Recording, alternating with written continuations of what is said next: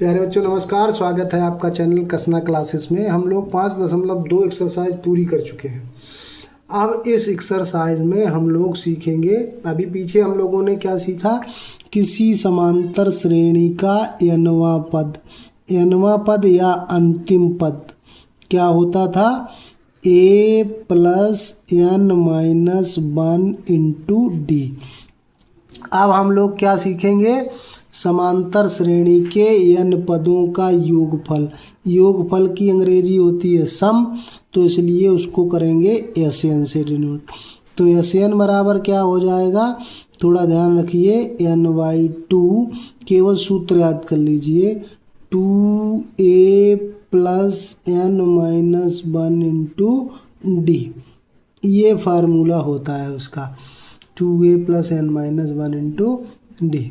अब लेकिन इसमें एक फार्मूला और बन जाता है, इसको देखो, अगर n/2 2a को लिख दें a + a, दो बार हो गई, + n-1 इंटू डी। अब ज़रा ये देखिएगा आप कि जिसके नीचे हमने अंडरलाइन की है ये क्या है, a + n-1 इंटू डी। ये तो है आपका nवां पद या अंतिम पद। तो इसकी जगह पे हम क्या लिख देंगे, इस पूरे एक्सप्रेशन की जगह पे हम लिख देंगे L। तो n पदों का योग ये भी होता है। ये कब लगाएंगे, जब हमको अंतिम पद दिया हो।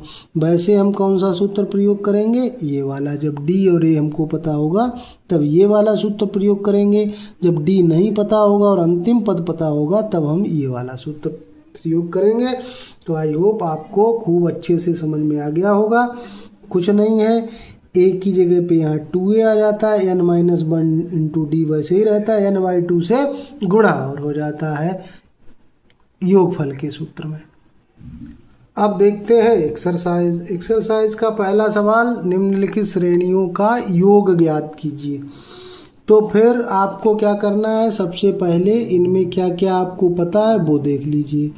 a पहला पद पता है, d क्या है, दूसरे पद से पहला पद घटा दीजिए, 7 में से 2 घटा देंगे तो 5 बचेगा।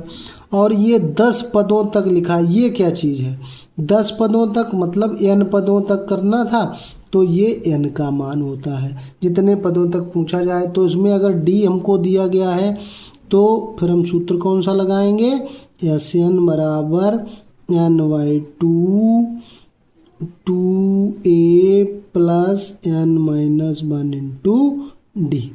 यही तो फार्मूला लगाएंगे क्योंकि इसमें d दिया है, अंतिम पद हमको पता नहीं।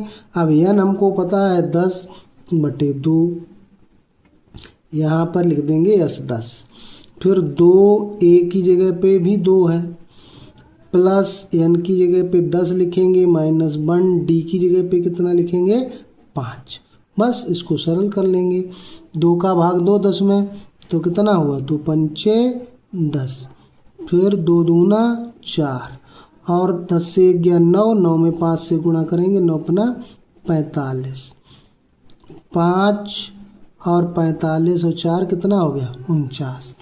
अब 49 में 5 से गुणा कर दें तो 50 में पूरा 5 से गुणा कर लो, 250 हो जाता, लेकिन 49 एक कम है, यानी कि 5 का एक बार कम कर दो 250 में, तो कितना हो जाएगा, 245। ये हो गया आपका आंसर।